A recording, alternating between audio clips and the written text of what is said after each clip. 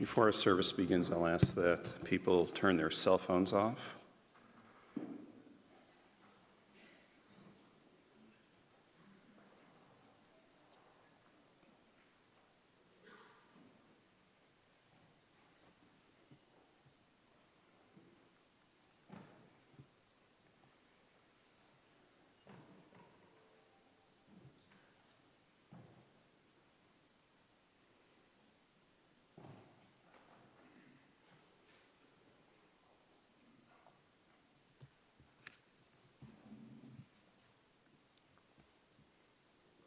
Eit l'kol davar, there's a season that is set for everything, wrote Ecclesiastes, Kohelet. A time for every experience under heaven. A time for dancing and a time for wailing. A time for birthing and a time for dying. A time for speaking and a time for silence. A time for seeking and a time for losing. The period of mourning is complicated. It's filled with many emotions and many memories, some that I'm sure are very pleasant, and some that may be more difficult. We begin our service with the recitation of psalms and prayers that will link Bobby Hamill's life with our 3,000-year-old tradition, beginning with Psalm 15. Mizmor leDavid Adonai mi yagur be'ohalecha, Mishkon behar kodshecha, holech tamim ufoel tzedek, v'dover emet bilvavo, lo ragal al lishono, lo asa lere'ehu ra'a, v'cherpa lo nasa al krovo. Nivze be'einav nim'as ve'et yirei Adonai yichabed, nishba lehara ve'lo yamir, Kaspo lo natan b'neshech v'shochad al naki lo lakach. Ose ele lo yimot le'olam. A psalm of David, who deserves to enter God's sanctuary? Who can merit a place in the presence of God? The one who lives with integrity, who does what is right, who speaks the truth without deceit, who has no slander upon his tongue, who does no evil to others, who does not mistreat his neighbor. The one who honors and reveres the Lord, who never retracts a promise once made, who lends no money at unfair rates, accepts no bribe against the innocent, the one who makes these deeds his own, shall stand firm forever. The 23rd Psalm, Mizmor leDavid Adonai ro'i lo echsar b'neot deshe yarbitzeni. Amei menuchot yinahaleni nafshi yeshoveh v'yancheni b'ma'aglei tzedek leman shema. Gam ki elech b'getz hamavet lo irahara ki ata imadi shiftecha u'mish'antecha hema yinachamuni. Ta'aroch lefanai shulchan neged tzorirai. Dishanta v'shemen roshi kosi revaya. Ach tov v'chesed yirdefuni kol yemei chayai v'shavti b'veit Adonai le'orech yamim. The Lord is my shepherd, I shall not want. He makes me lie down in green pastures. He leads me beside still waters. He restores my soul. He guides me in straight paths for his name's sake. Yea, though I walk through the valley of the shadow of death, I shall fear no evil, for thou art with me. Thy rod and thy staff do comfort me. Thou preparest a table before me in the presence of my foes. Thou hast anointed my head with oil, my cup overflows. In the book of Ben Sira, we read that we're all destined to die, that we share it with all who ever lived, with all who ever will be. Cry for the dead, hide not your grief, do not restrain your mourning, but remember that continuing sorrow is worse than death. When the dead are at rest, let their memory be a source of peace, and be consoled when the soul departs. Death is better than a life of pain, and eternal rest is better than constant sickness. Let us not seek to understand what is too difficult for us, nor search for what is hidden, nor be preoccupied with what is beyond. For we have been shown more than we can comprehend. As a drop of water in the sea, as a grain of sand on the shore, are our days few in eternity. The good things in life last for a short time, but a good reputation endures forever.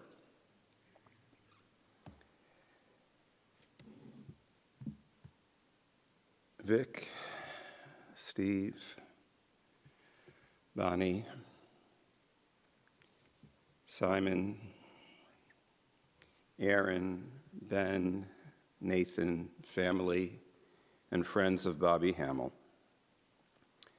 This week we have lost someone very dear to you, very dear to us, far too young. The Jewish community has lost a true friend and visionary for the Lehigh Valley Jewish community and beyond. Bobby gave his heart and soul to the Jewish community. A quick glance at his many volunteer roles is evidence of that. Past president of Temple Beth El, an honorary chairman of the Temple Beth El Board of Directors, a past president of the Jewish Federation of the Lehigh Valley, an honorary vice president of the Federation Board, a three-term president of the JCC, an active supporter of Jewish Family Service and JDS, and on top of all that, somewhere along the line, Bobby found time to volunteer and devote himself to the Boy Scouts of America, not to mention his family business.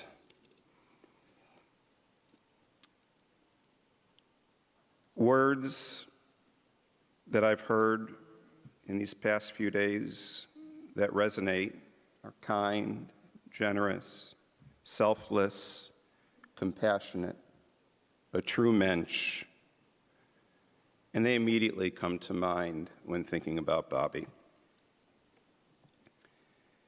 During times of crisis as Jews, we turn to the Hebrew Bible, to Torah, for insight and for inspiration. The wisdom of our tradition, the wisdom of Torah, was something that Bobby valued greatly. Many years ago, I changed the practice at Temple Beth El board meetings from the rabbi always delivering the Dvar Torah to having a board member deliver the Dvar Torah before a meeting began. And when I made that change, I offered to sit with board members in advance to study the Parsha together so that they could prepare their Dvar Torah with me. 9 out of 10 times, people didn't take me up on that offer. However, that invitation was something that Bobby always took me up on, always. Not only did he sit and study the Parsha with me when he had to deliver a Dvar Torah for a Temple Beth El board meeting, but he availed himself of the opportunity whenever he had to deliver a Dvar Torah. And knowing Bobby and his commitment to Federation and to the JCC, you could imagine there were many a Divrei Torah and many a time that we sat in my office studying the Parsha together. I always looked forward to studying with Bobby. He had a natural curiosity about him and simply loved making connections between the wisdom of our tradition and contemporary Jewish life. He would get so excited at some new insight, and he would exclaim, that's terrific, that's just terrific. Interestingly enough, one also saw this fascination if you got Bobby talking about a subject that was dear to his heart. Like ants. Did you know that ants, like the human species, have specialized undertakers for the task of burying their dead, or that they'll send out raiding parties to attack colonies of termites? When Bobby talked about certain types of insects, he would get so excited. His love of discovering something new knew no limits. And that was true of Torah as well. In a few weeks, we'll read Parshat Vayechi, which was Bobby's bar mitzvah portion. And in that portion, Jacob senses that his death is approaching. He asks Joseph to swear that he won't bury him in Egypt, and asks that he bring his two sons, Ephraim and Manasseh, to be blessed. Jacob blesses them, saying that they will be like Reuven and Simon, equal in status to any of his sons. And Jacob's last words and testament to his sons is not as they are right now, but reflects his hopes for what they one day will become. For his son Judah, he offers the following blessing. O eyes that are darker than wine, and teeth that are whiter than milk. The rabbis derive from this verse the moral dimension of greeting others cheerfully. In the Talmud, we read Rabbi Yochanan said, it is better to whiten one's teeth, that is, to expose a smile on one's face to one's friend, than to give them milk to drink. They further went on to say that if a person gives someone all the good gifts in the world with a downcast face, the Torah considers it as though he has given them nothing. If, however, he receives his fellow with a cheerful countenance, even when he gives him nothing, it's as if he presented him with all the choicest gifts. Bobby Hamill gave, and he gave joyfully, with a smile. It actually made him happy. And Bobby always greeted people with seva panim yafot, cheerfully. In fact, I'm sure that in our mind's eyes, many of us can picture Bobby not only smiling, but laughing. He loved humor and infused everything he did with a sense of humor. And I'll just give you a few examples of that. A number of years ago, the temple was working on Israel advocacy. And we're trying to schedule an organizational meeting by email. Bobby responded to that email, and he wrote, Tuesday's good for me, except from 10:30 to 11, haircut, parentheses, yes, I get them. Or how many of you have been recipients of his many emailed jokes? One of the many that I received was entitled, Mother Knows Best. A mother went to wake her son for synagogue one Saturday morning. And when she knocked on his door, he said, I'm not going. So his mother said, well, why not? He said, I'll give you two reasons. One, they don't like me. Two, I don't like them. His mother replied, I'll give you two reasons why you will go to synagogue. One, you're 47 years old. Two, you're the rabbi. That was Hamill humor. In addition to humor, Bobby loved Jewish music and saw the power that it had for building community. It was from Bobby that I learned that Debbie Friedman had died, and it was Bobby who was so supportive of bringing Craig Taubman to our community. He understood the power and importance of community above all else. He understood the power of Jewish summer camp experience and was so supportive of both Camp Ramah and the JCC summer camp. He knew that the future of Judaism rests in the hands of the next generation, and he did whatever was in his power, whether it was through his commitment to the Lehigh Valley Jewish Foundation or his unwavering support of Life and Legacy. He knew that without the resources to support our institutions and a commitment to cultivating the young and their families through communal family seders or whatever the program might be, there will be no future to Judaism in America. And often, he offered his support quietly and anonymously. There are many things that people never really knew that he was funding and supporting. I have to say that the entire Jewish community was important to Bobby. And that's why the Hamels were members not only of Temple Bethel, but of multiple synagogues in the valley, Kai and Sons. Community and upholding the Jewish principle of al tifrosh min hatzibur, not to separate yourself from the community, was so terribly important to him. And one can see this value embodied in a number of Bobby's commitments. In 2010, Bobby and Stan Wax, of blessed memory, scheduled a meeting with me to discuss my involvement and support of AIPAC. Bobby insisted that support of Israel must be bipartisan, and that AIPAC was key to ensuring that the support for Israel in the U.S. remained strong. He couldn't emphasize enough how critical the AIPAC conventions were for strengthening our ties with Israel, and educating and lobbying our congressional leaders and our leaders in the Senate with regard to Israel. He also really loved those conventions. He truly did. And from that point on, I attended AIPAC conventions and tried to enlist the support of others to attend.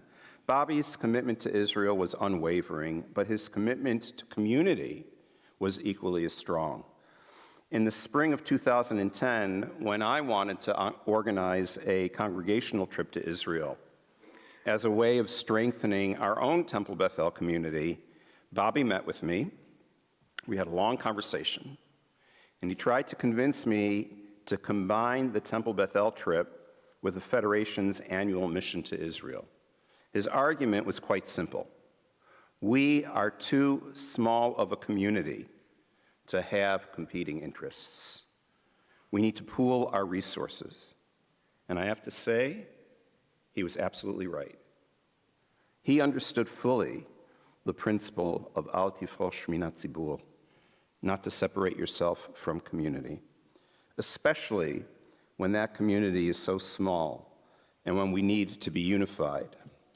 And months later, happily, he emailed me saying that the Hamel family will now total 6 members on that trip. It was really an amazing trip.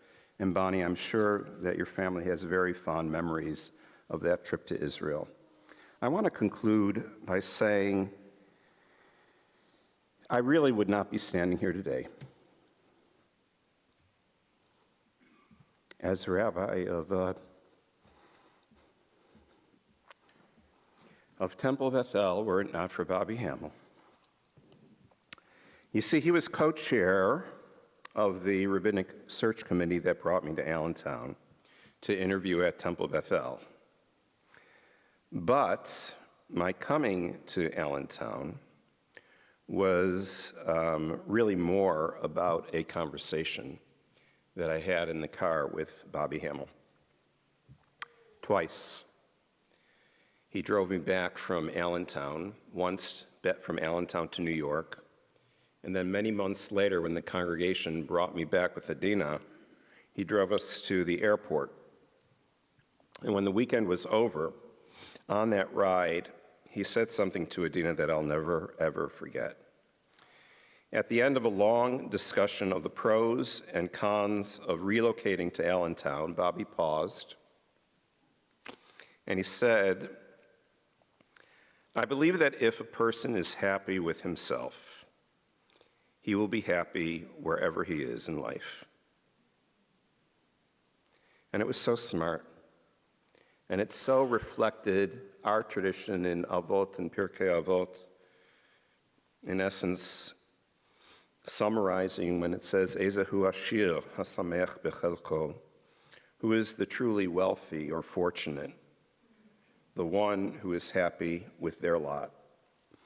That was a deep and profound statement from a man who had seen much during his life and was really able to cut to the chase of what's truly important in life. And at that moment, I looked at Adina, and we both knew that this was a man who was not only kind, but wise. And that surely this was a community where people cared.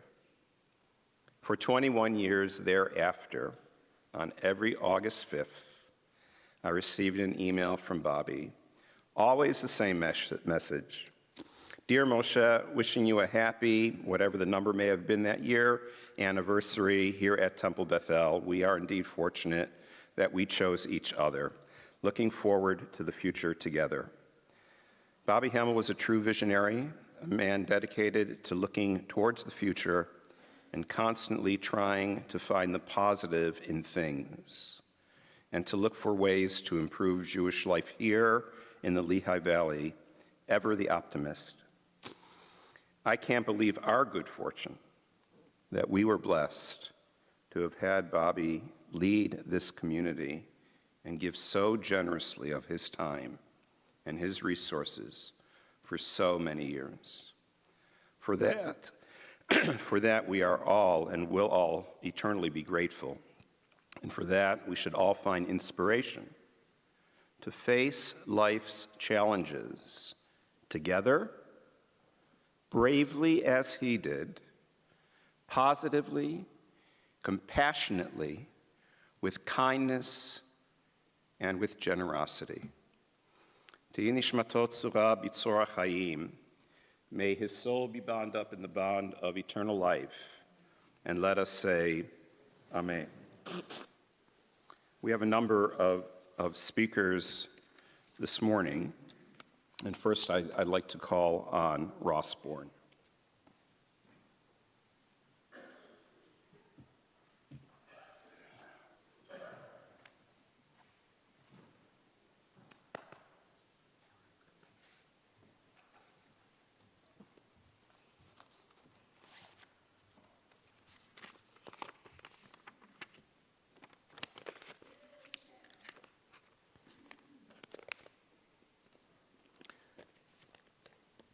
The Dash Poem by Linda Ellis. I read of a man who stood to speak at the funeral of a friend. He referred to the dates on the tombstone from the beginning to the end. He noted first came the date of the birth and spoke the following date with tears. But he said what mattered most of all was the dash between the years. For that dash represents all the time that they spent life on earth. And now only those who love them know what that little line is worth. For it matters not how much we own, the cars, the house, the cash. What matters is how we live and love, and how we spend our dash. So think about this long and hard. Are there things you'd like to change? For you never know how much time is left that can still be rearranged. If we could just slow down enough to consider what's true and real, and always try to understand the way other people feel. Be less quick to anger and show appreciation more, and love the people in our lives like we've never loved before. If we treat each other with respect and more often wear a smile, remembering that the special dash might only last a little while. So when your eulogy is being read, with your life's actions to rehash, would you be proud of the things they say about how you spent your dash? Everyone liked Bobby, except for the bugs, the termites, and the mice. Bobby's life, the dash. What he did was a reflection of how he did what he did, how he lived, how he shared his time, his talents, his treasure, how he cared about and spent time with family, with friends, and the community, how he ran his business, treating his employees as colleagues, respectful of his customers and his suppliers, how he gave to this synagogue, to our Jewish Federation, to our Jewish Community Center, the facility now called the Hamley Family JCC, the Jewish Family Service, the Jewish Day School, and how he supported many other organizations in our community, always wanting to help people. Indeed, his big smile, his hearty laugh, and his insistence on saying, yes, how can I help, all were ever present. We often refer to someone who is good as being a mensch, a person of integrity, of goodness, of thoughtfulness, of generosity, of decency. Bobby was a mensch gadol, a really big mensch. Bobby leaves us physically, but his legacy will always be with us. His life, his dash, serves as an inspiration to all of us and to all who knew him. Bobby Mensch Gadol, know that your dash will forever be a blessing.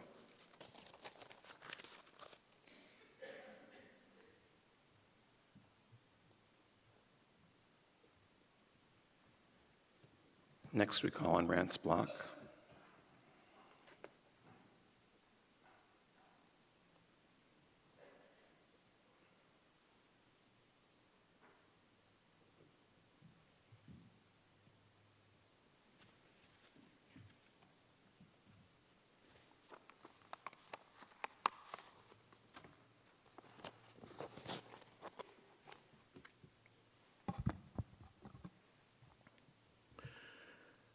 I met Bobby and Bonnie Hamill in 1978, shortly after they were married at a Temple Beth-El dance event.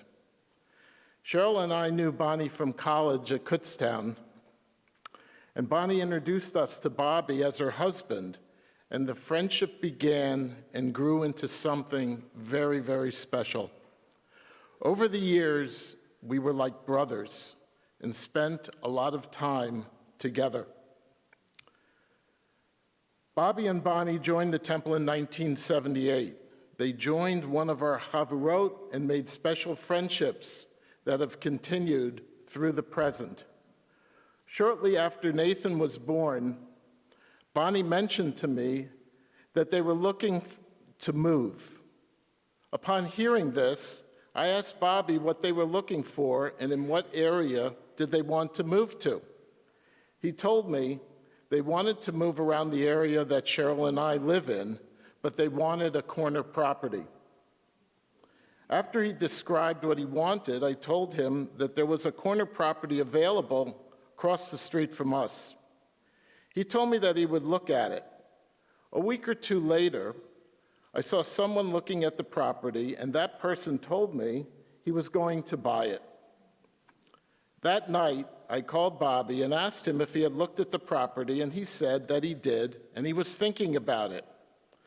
I told him the conversation that I had with the other person, and the very next day, Bobby and Bonnie bought the property and ultimately built their home there. Cheryl and I were very happy to have them in the neighborhood and spent many times together as families while our kids were growing up.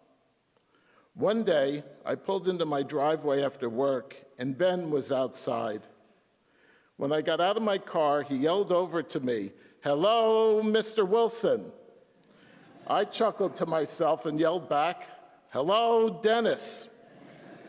When I saw Bobby and Bonnie, I told them of the story, and from that time on, we were known as the Wilsons, and they were known as the Mitchells, just like one of my favorite childhood TV shows, Dennis the Menace. Bobby became very active in the temple, even though he traveled a lot. In 1991, Bobby joined the Temple Beth-El Board of Directors and began his path of community service. He held many leadership positions at the temple, and in 1997 was elected president of Temple Beth-El and served for 3 years. In 2020, Bobby was given the title of Honorary Chairman of the Board for his leadership, dedication, and commitment to Temple Bethel over many decades. I can't tell you how many meetings we attended together over the years, but there were hundreds between the Temple, JCC, and the Jewish Federation. Our close friendship blossomed as our families celebrated many Rosh Hashanah holiday meals and Passover Seders together. We always looked forward to these special family times together and the fun we had being with each other with a lot of laughter. We would spend a weekend with them down at the shore every year until COVID. During those stays, Bobby and I would spend quality time speaking about the temple, the JCC, and the community at large. We would try to come up with ideas to solve problems and how to implement the change that was needed. Those were great times together, which I will deeply miss. Bobby was a true leader and cared very much about everything that he got involved with. Our new building project would not have been successful without his involvement. When the idea of the new building came up, he immediately jumped on board.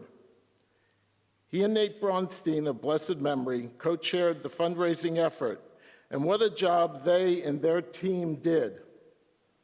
When he became aware of a need for funds, whether for local needs or for Israel, he and Bonnie came to the rescue and quietly contributed to the cause. This happened all over the community without people knowing, as has been said before. He was a true giant in our community. I did not want to be repetitive, but his passion for community carried over to the JCC, the Federation, and the Jewish Family Service. In addition, while our kids were growing up, he took on the responsibility of being the scoutmaster for our local Cub Scout troop.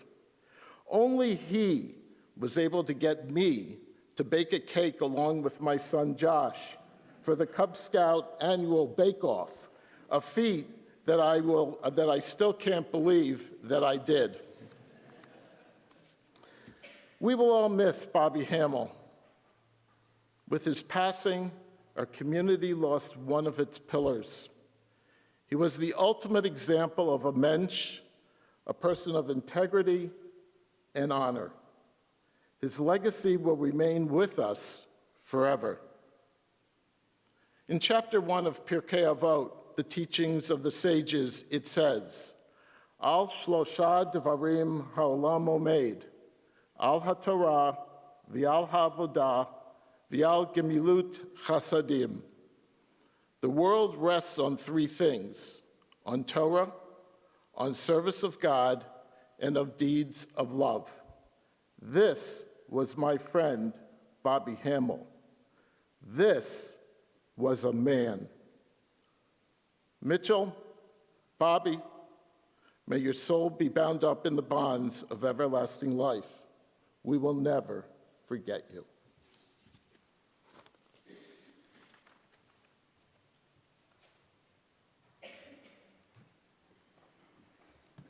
Next, I'd like to call on Bobby's brother, Vic Hamill.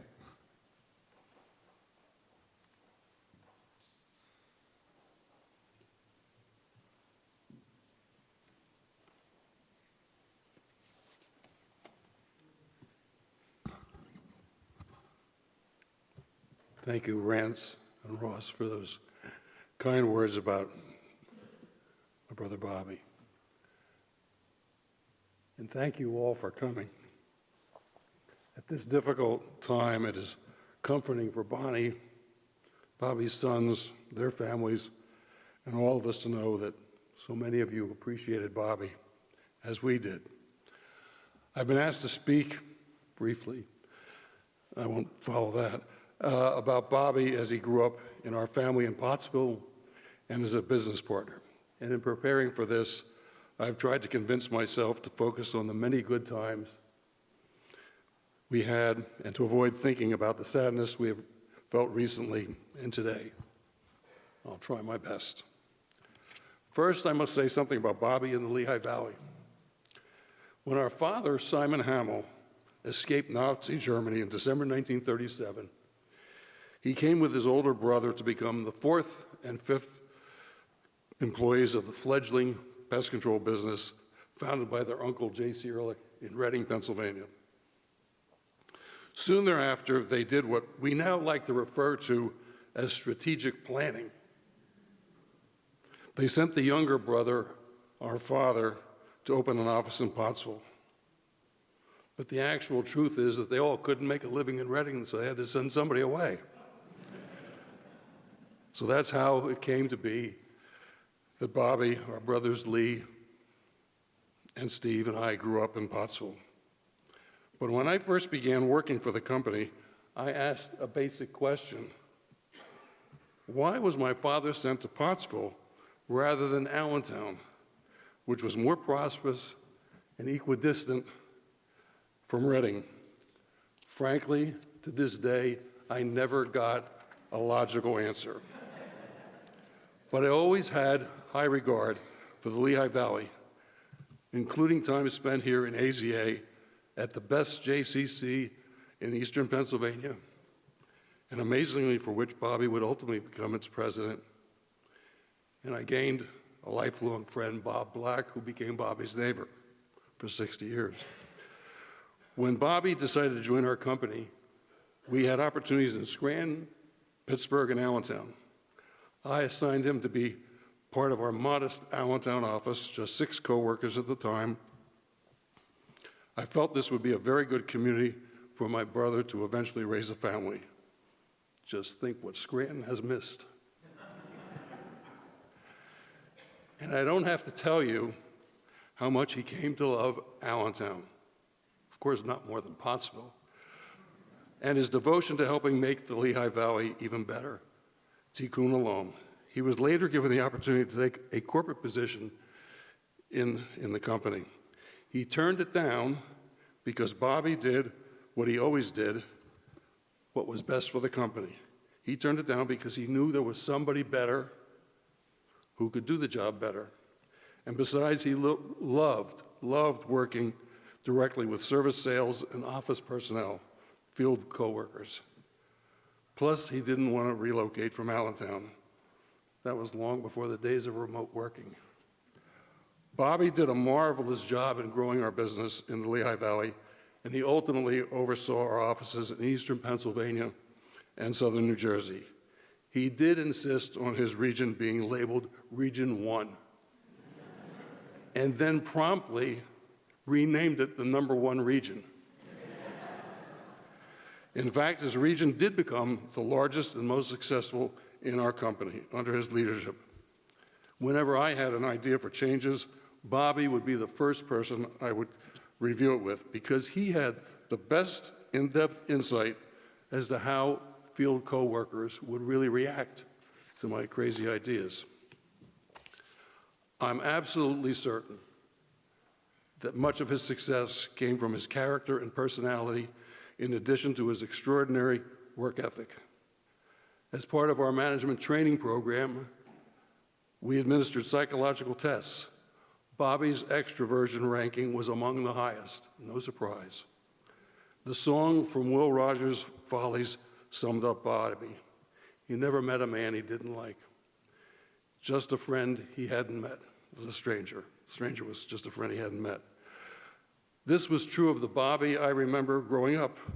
Friends meant a lot to him, and he had a ton of them. And from every category, kids from the pre-college group and those in the vocational shop courses. Our parents were very committed to Jewish life and the one synagogue we had in Pottsville. That included each of us going to Hebrew school. The truth is that each of us followed the Jewish tradition of not caring too much about going to Hebrew school. In regard to that tradition, Bobby excelled. I can think of a couple Hebrew school teachers who would not be sure who the rabbi, Rance, and Ross were talking about today. and would be shocked to know that Bobby became president of this or any synagogue. As an adult, Bobby was totally dependable and responsible. But I have been asked to tell this story, and I'm not exactly sure why, but I'm going to do it. Do you remember the Philadelphia TV personality, Sally Starr, our gal Sal? Okay, one day she came to Pottsville to entertain. Bobby, about 11 years old, wanted to see her, and our parents agreed as long as he would take and be responsible for his younger brother, Steve, age 8. They enjoyed the show, but somehow Bobby completely lost his brother. In an age of no cell phones, there was a fair amount of panic. Since Steve is here today, you know he was ultimately found in a bar drinking a soda, only in Pottsville. Bobby's reputation for dependability suffered, but an opportunity for lifelong ribbing was born. Our family name, Ehrlich, means honest in German, and Bobby always took honesty very seriously. He would often say, when you're dealing with Ehrlich, you're dealing with an honest company. His license plate was Ehrlich. There was just one exception. And I'm going to share it with you. Yes, Bobby, I'm going to finally expose the 7th Street Deli story. I'm likely the only one to know about this, and I'm going to share it with all of you. Bobby always loved Jewish deli, especially corned beef. The 7th Street Deli was a customer of Ehrlich until it closed some years ago. Bobby was widely admired for assisting sales or service people whenever they needed it. One evening, a service technician was called out for what the owner of the deli, Mr. Glazier, exaggerated as an emergency. There were rodents in the basement. Bobby offered to assist the technician on this evening service call. After he evaluated the situation, Bobby determined he needed bait from the service vehicle. But Mr. Glazier stopped Bobby and handed him several pounds of corned beef to use as bait. Bobby was beside himself. Using good corned beef for rodent bait? This was just too much for him. So on the way down the steps, Bobby ate most of the corned beef.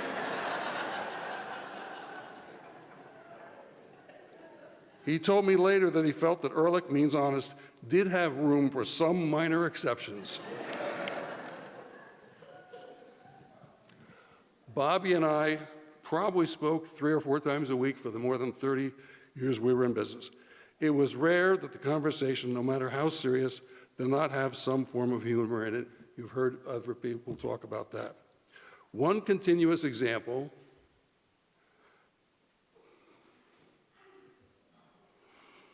was a quote from the movie A League of Their Own, when John Lovitz responded to Gina Davis's younger sister, "Well, that would be more." So when discussing improved business results or a demand for a higher price, Bobby would say with a twinkle in his eye, "Well, that would be more." And being the clever guy he was, Bobby invented a phrase: if the results were poor or if an offer was less than expected, he insightfully would say, "Well, that would be less." How could you not get along with a guy like that? In fact, I can honestly say that we never had a disagreement, even if we saw an issue differently, which was really rare. I never went to bed angry with my brother or my business partner, never. Still, he was probably happier even outside of business. He got great pleasure in giving back, and not only to the Jewish community. As a fellow Penn Stater, this was not mentioned yet, as a fellow Penn Stater and history major, Bobby was a significant contributor to the Civil War Center and continued his interest by visiting Civil War sites. He and Bonnie also supported an inner-city Cub Scout pack, and that was probably stimulated by the pride he had in each of his 4 sons, Simon, Aaron, Ben, and Nathan, achieving the Eagle rank in Boy Scouts. He truly loved their phone calls with his boys when they would call to say hello and ask for advice. He was eager to give his opinion, but always respected their right to come to their own conclusions. He was proud to be the grandfather of 5 grandsons, Owen, Lucas, Jackson, Henry, and Louis. But as one of 4 brothers, with 4 sons and 5 grandsons, Bobby and his sons must all be missing an X chromosome somewhere. And Rance, it was nice of you to think of him as another brother, but what he really needed was a sister.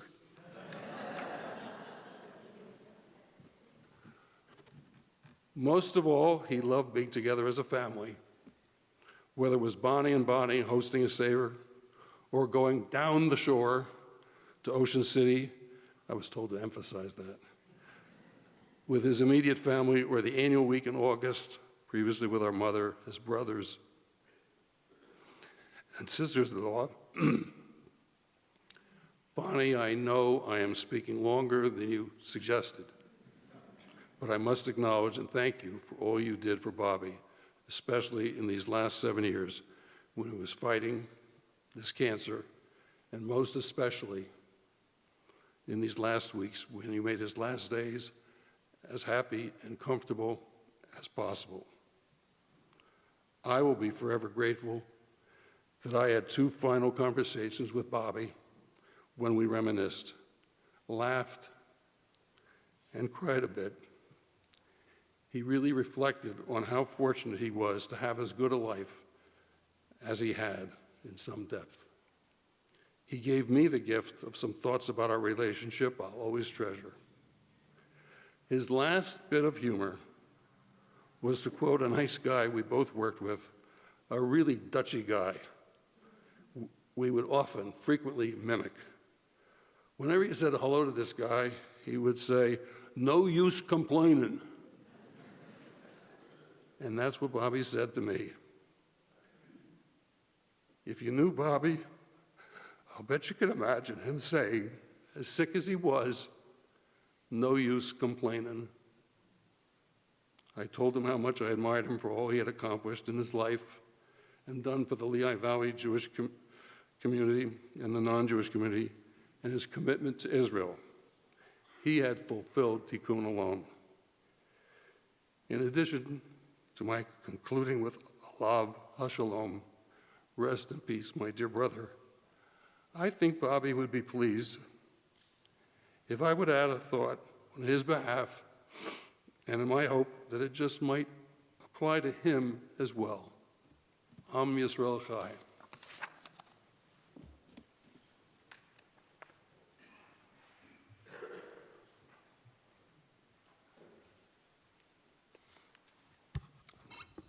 Next, we'll hear from Simon Hamill.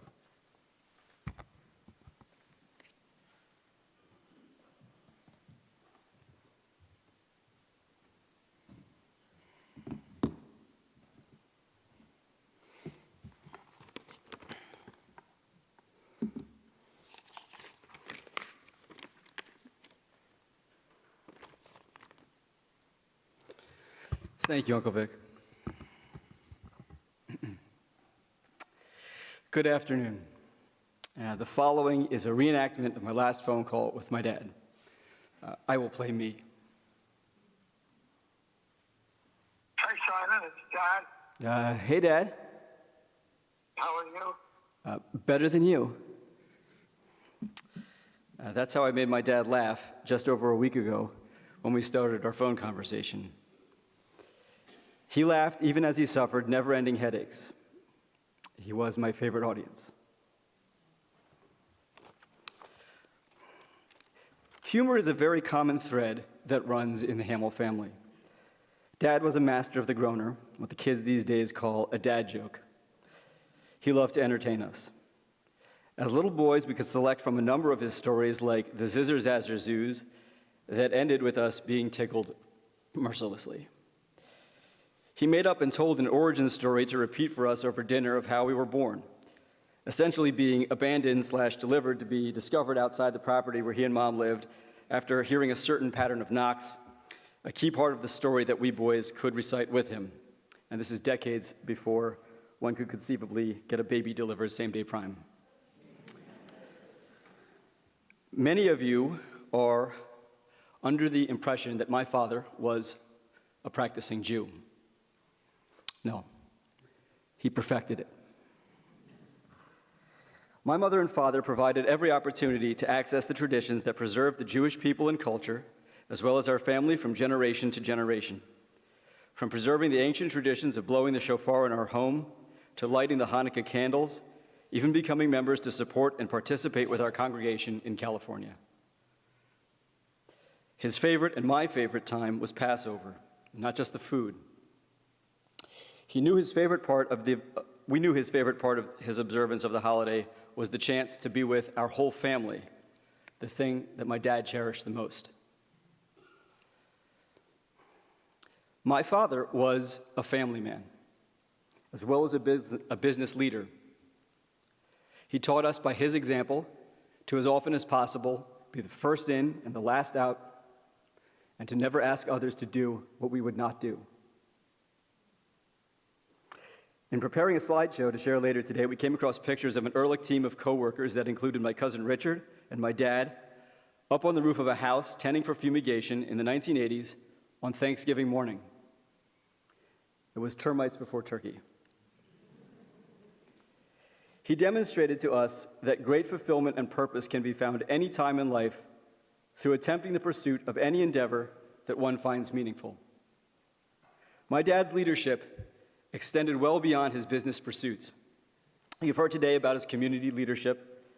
My brother Ben and I are both active in the Boy Scouts of America. On the day I learned my father was to enter hospice, it was helpful to me to channel my dad's spirit, and I led my first PAC meeting as Cub Master in Burbank. Here in the Valley, Ben continues my father's support of Mincy Trails Council. Dad donated to dozens of types of causes, helping all sorts of people in need. My brother Aaron has certainly inherited that passion for looking out for those who have been dealt a hard hand in life, and my brother Nathan has served as the president of the JNF Futures Philadelphia chapter. With all of this, it's clear to see that my father gave away more than he kept for himself, not just philanthropically, but of his time. In terms of happiness and leisure, he invested heavily in what was most important to him, his family.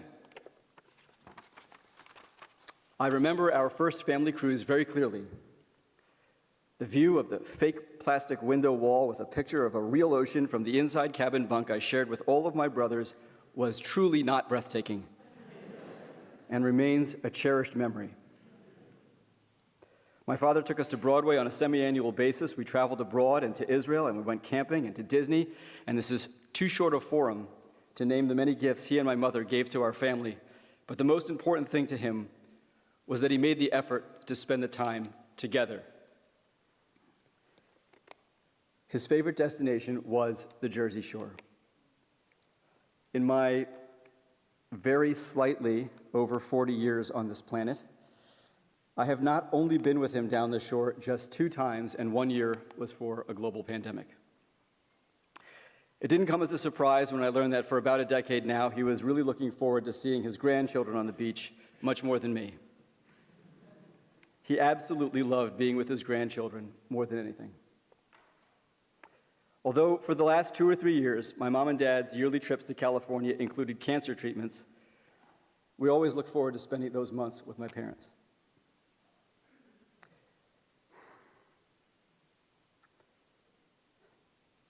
Even though we had 7 years to prepare for this day, I am certain I have not fully processed what has happened. I know this will hit me in the future, especially at times like my boys' bar mitzvahs, or waiting for him to join us in Ocean City this summer.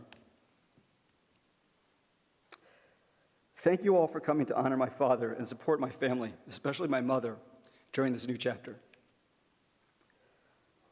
Despite the sadness I feel, it makes me happy to see all of you. Dad could always see the silver lining. For instance, today, shul attendance way up. My dad was such a positive and optimistic person. I'm fairly certain he would think it was just terrific to see all of you here together, even if he knew it was his own funeral. On behalf of my family, especially my mother and my father, Bobby Hamill, to all of you, thank you for being part of his life, and shalom.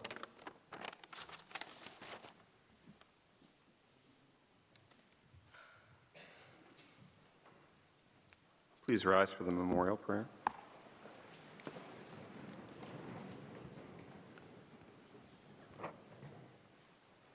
El Malei Rachamim,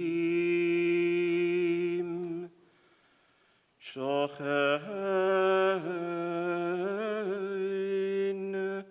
Bameromim, Hamitzeh Menucha Nechona Tachat Kanefei Ashchina B'malot Kedoshim Utehorim Kezarakia Mazirim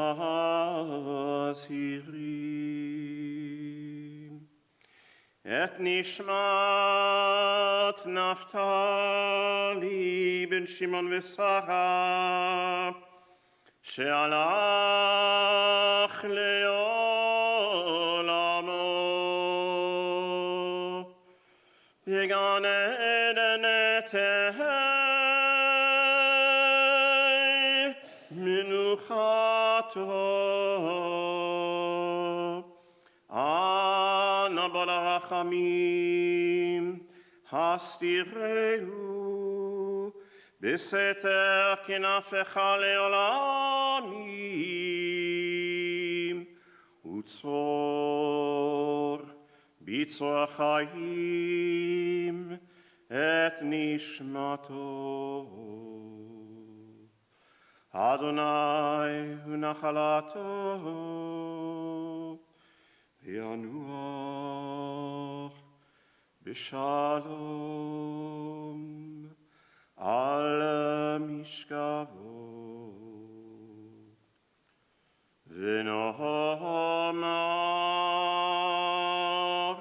Amen.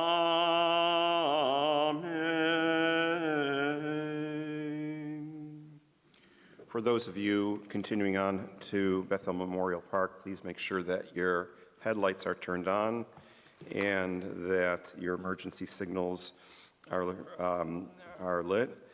The Sudat Havra'ah, the meal of consolation, will be held back here at Temple Bethel following interment at Bethel Memorial Park, probably around 3:30-ish. And that will be followed by Mariv here in the evening at 5:15. Other Shiva Minyan times here at Temple Bethel are tomorrow night at 7 p.m. and Tuesday night at 7 p.m. We ask that the pallbearers step forward.